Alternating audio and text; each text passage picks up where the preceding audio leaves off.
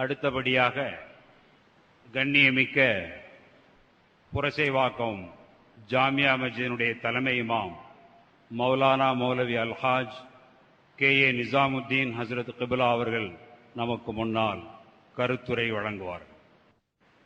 அல்ஹம்துலில்லாஹி நஹ்மதுஹு வ நஸ்தஈனுஹு வ நஸ்தக்ஃபிருஹு வ நு'மினு பிஹி வ நதவக்கலு அலைஹி வ நஊது பில்லாஹி மின் ஷுரூரி அன்ஃபுஸினா வ மின் ஸய்யிஆத்தி அஅமாலினா மன் யஹ்திஹில்லாஹு ஃபலா முضில்ல லஹு வ மன் யுضلில்ஹு ஃபலா ஹாதிய லஹு வ நஷ்ஹது அன் லா இலாஹா இல்லல்லாஹு வஹ்தஹு லா ஷரீக லஹு வ நஷ்ஹது அன்ன ஸய்யிதனா முஹம்மதன் அப்துஹு வ ரசூலுஹு أرسله الله بالحق بشيرا ونذيرا وداعيا إلى الله بإذنه وسراجا منيرا أما بعد فقد قال الله تعالى في كلامه القديم أعوذ بالله من الشيطان الرجيم بسم الله الرحمن الرحيم والسابقون الأولون من المهاجرين والأنصار والذين اتبعوهم بإحسان رضي الله عنهم ورضوا عنه صدق الله العظيم.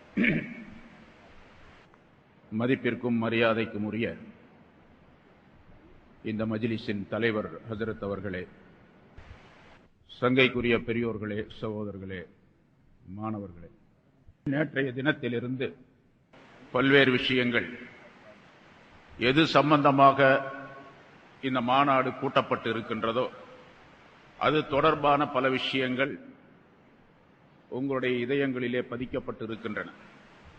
பொதுவாக எனக்கு கொடுத்த தலைப்பு சஹாபாக்களை பற்றி சொல்ல வேண்டும் என்பதாக. நேற்று பேசியவர்கள் எல்லோருமே சஹாபாக்களை பற்றி சொன்னார்கள். ஏனென்று சொன்னால், சஹாபாக்களை எந்த அளவுக்கு நாம் உயர்வாக மதிக்கின்றோமோ, நம்புகின்றோமோ, அந்த அளவுக்குத்தான் இந்த தீனுடைய விஷயத்திலே நாம் பிடிப்புள்ளவர்களாக, நடைமுறைப்படுத்தக்கூடியவர்களாக ஆக முடியும். ஆகவே சஹாபாக்கள் எப்படிப்பட்ட உயர்வு பெற்றவர்கள் என்பதை நாம் முதலாவதாக தெரிந்து கொள்வது கட்டாயமாக. எனக்கு முன்னால் பேசிய தலைவர் ஹஜ்ரத் அவர்களும் சஹாபாக்களை பற்றித்தான் சில விஷயங்களை சொன்னார்கள். எத்தகைய உயர்வானவர்கள், எப்படிப்பட்ட நம்பிக்கைக்குரியவர்கள் என்பதை சொன்னார்கள். அல்லாஹ் தஆலா குர்ஆனிலே சஹாபாக்களை பற்றி நிறைய புகழ்ந்துரைகளை சொல்லி காட்டுகின்றார். முஹம்மதுர் ரசூலுல்லாஹ் என்ற தொடரிலே வரக்கூடிய அந்த ஆயத்திலே அல்லாஹுடைய முஹம்மது ஸல்லல்லாஹு அலைஹி வஸல்லம் அல்லாஹுடைய தூதர் என்று அல்லாஹ் தஆலா சொல்லிவிட்டு அடுத்து சஹாபாக்களை பற்றித்தான் அங்கே சொல்லுகின்றான். வல்லதீன மஅஹு அஷித்தாஉ அலல் குஃபாரி ருஹமாஉ பைனஹும். அவருடன் இருக்கக்கூடியவர்கள், அந்த ரசூலுடன் இருக்கக்கூடியவர்கள் சஹாபாக்கள், தங்களுக்கு மத்தியிலே பாச பிணைப்புள்ளவர்களாக அவர்கள் இருப்பார்கள். குஃபார்களின் மீது மிக கடுமையானவர்களாக இருப்பார்கள். அதாவது அவர்களுடைய விஷயத்திலே, தங்களுக்கு மத்தியிலே இருக்கக்கூடிய விஷயத்திலே மிகப்பெரிய பாசம் உடையவர்களாக இருப்பார்கள் ஒருவருக்கொருவர்.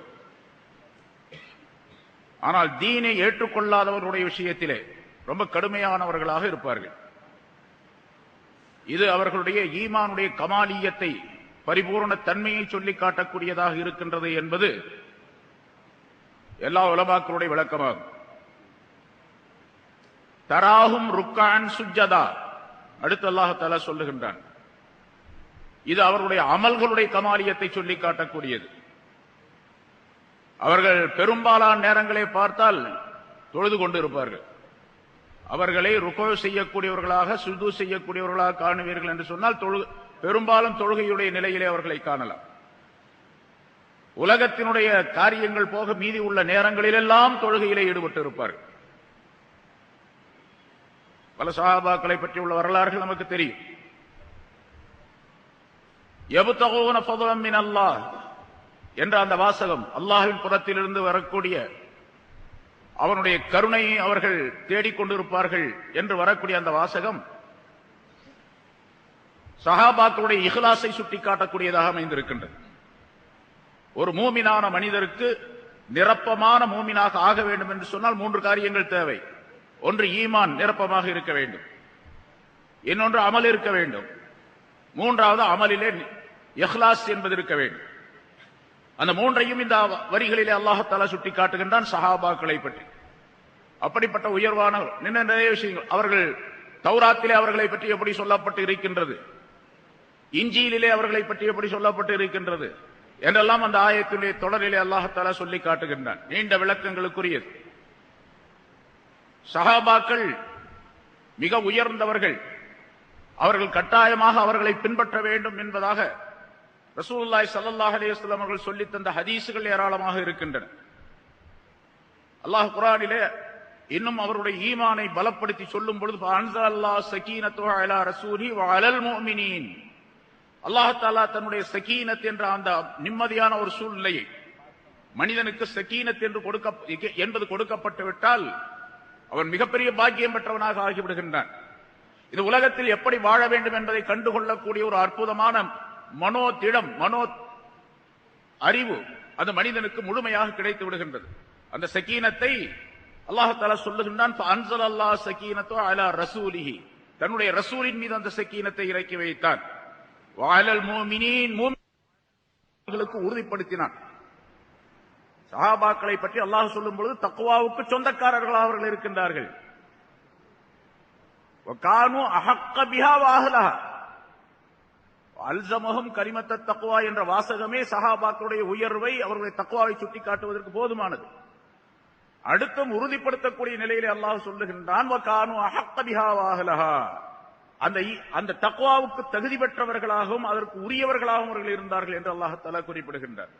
அப்படிப்பட்டவர்கள் சஹாபாக்கள். அதனால்தான் ரசூலுல்லாஹி ஸல்லல்லாஹு அலைஹி வஸல்லம் அவர்கள் சில சஹாபாக்களுக்கு தனிப்பட்ட விசேஷமான அந்தஸ்தை தந்து இந்த உலகத்திலேயே அவர்களுக்கு சர்டிபிகேட் வழங்கி இருக்கின்றார்கள், சான்றுகளை தந்திருக்கின்றார்கள். இன்னென்னார் சொர்க்கத்திற்குரியவர்கள், அஷரத்து முபஷ்ஷரா என்பது தெரியும், 10 சஹாபாக்கள் சொர்க்கத்திற்குரியவர்கள் என்று சான்று வழங்கி இருக்கின்றார்கள். அது 10 பேர் மட்டும் அல்ல, இது மொத்தமாக சொல்லப்பட்ட ஒரே ஒரு ஹதீஸில் வரக்கூடிய விஷயம். ஆனால் பல இடங்களிலே பல நேரங்களிலே ரசூலுல்லாஹி ஸல்லல்லாஹு அலைஹி வஸல்லம் அவர்கள் இன்ன சஹாபி சொர்க்கத்திற்குரியவர், இவர் சொர்க்கவாசி என்றெல்லாம் ஸல்லல்லாஹு அலைஹி வஸல்லம் அவர்கள் சொல்லி இருக்கின்றார்கள். இன்னும் சொல்ல போனால் அந்த முஹம்மது ரசூலுல்லாஹ் என்ற தொடரிலே வரக்கூடிய கடைசி ஆயத்து என்ன? லஹும் மக்ஃபிரத்துன் வ அஜ்ருன் அலீம், அவர்களுக்கு சஹாபாக்களுக்கு, வேற யாரையும் குறிக்காதது, லஹும் அவர்களுக்கு சஹாபாக்களுக்கு மக்ஃபிரத்து உண்டு, மன்னிப்பு உண்டு, அஜ்ர அஸீம் மகத்தான நற்கூலி உண்டு, மன்னிப்பும் மகத்தான நற்கூலியும் உண்டு. அல்லாஹ் தஆலா யாருடைய விஷயத்திலே மக்ஃபிரத் உண்டு, அஜ்ர அஸீம் என்பது உண்டு என்று அல்லாஹ் தஆலா சொல்லிவிட்டான். அவர்கள் யார்? இங்கே லஹும் என்று சொல்லப்படுவது சஹாபாக்களிலே குறிப்பிட்ட சிலரை அல்ல, எல்லா சஹாபாக்களையும் சொல்லுகின்றார்கள். லஹும் அவர்களுக்கு, அந்த சஹாபாக்களுக்கு. ஏன்னா ஸல்லல்லாஹு அலைஹி வஸல்லம் அவர்களோடு யார் யார் இருந்தார்களோ அவர்கள் எல்லாம் அதற்குள்ளே அடக்கம். அவர்களுக்கு மக்ஃபிரத்தும் அஜ்ர அஸீம் உண்டு என்று சொல்லும்போது அவர்கள் அனைவருமே சொர்க்கவாசிகள் என்று பொருள். அதற்கு அதனால 10 சஹாபாக்கள் மட்டும் சொர்க்கவாசிகள் என்பதல்ல, அல்லது வேறு சில சஹாபாக்களை குறிப்பிட்ட ரசூலுல்லாஹி ஸல்லல்லாஹு அலைஹி வஸல்லம் அவர்கள் இவர் சொர்க்கவாசி என்று சொல்லி காட்டினார். அவர்கள் மட்டுமல்ல, ஒட்டுமொத்தமாக எல்லா சஹாபாக்களும் சொர்க்கத்திற்குரியவர்கள் என்பதை லஹும் மக்ஃபிரத்தும் வ அஜ்ருன் அஸீம் என்ற ஆயத்து விவரிக்கின்றது என்று தஃப்சீர்களிலே, எல்லா தஃப்சீர்களிலும் குறிப்பிடுவார்கள் உலமாக்கள். அப்படிப்பட்ட அற்புதமான தன்மைகள் உடையவர்கள் சஹாபாக்கள் என்பதை அல்லாஹ் தஆலா குர்ஆனிலே நெடுகிலுமே சொல்லி காட்டுகிறான். பல இடங்களிலே பல விஷயங்கள் சொல்லப்பட்டு இருக்கின்றன. அதனால் சஹாபாக்கள் இந்த மார்க்கத்திற்குரிய ஆதார புருஷர்களாக, ஆதாரத்திற்குரிய மிகப்பெரிய ஜவான்களாக அவர்கள் இருக்கின்றார்கள் என்பதை நாம் நம்ப வேண்டும். சஹாபாக்கள் இல்லை என்று சொன்னால் ஹதீஸ்கள் நமக்கு கிடைத்திருக்காது. ரசூலுல்லாஹி ஸல்லல்லாஹு அலைஹி வஸல்லம் அவர்கள் இந்த உலகத்தை விட்டு சென்ற பொழுது எந்த ஹதீஸ் எழுதப்பட்டு இருந்தது? யார் எழுதி வைத்திருந்தார்கள்? இன்னும் சொல்ல போனால் என்னுடைய ஹதீஸ்களை எழுதாதீர்கள் என்று ரசூலுல்லாஹி ஸல்லல்லாஹு அலைஹி வஸல்லம் சொன்னார்கள். வேற என்னுடைய ஹதீஸை எழுதி வைத்தால் குர்ஆனுடன் அது கலந்து விடும். குர்ஆனை எழுதச் சொல்லி ஸல்லல்லாஹு அலைஹி வஸல்லம் சொன்னார்கள். அதனால ஹதீஸ்களை எழுதாதீர்கள் என்று சொன்னார்கள். ஆனால் பின்னால் தேவைப்பட்டது, ஹதீஸ்களை எழுதினார்கள் பின்னால். இல்லாவிட்டால் அந்த ஹதீஸ் அப்படியே போயிருக்கும். சரி, சஹாபாக்களுடைய காலத்தில் ஹதீஸ் எங்கே இருந்தது? சஹாபாக்களுடைய நெஞ்சங்களில் தான் இருந்தது. அந்த சஹாபாக்கள் சொல்லி இருக்க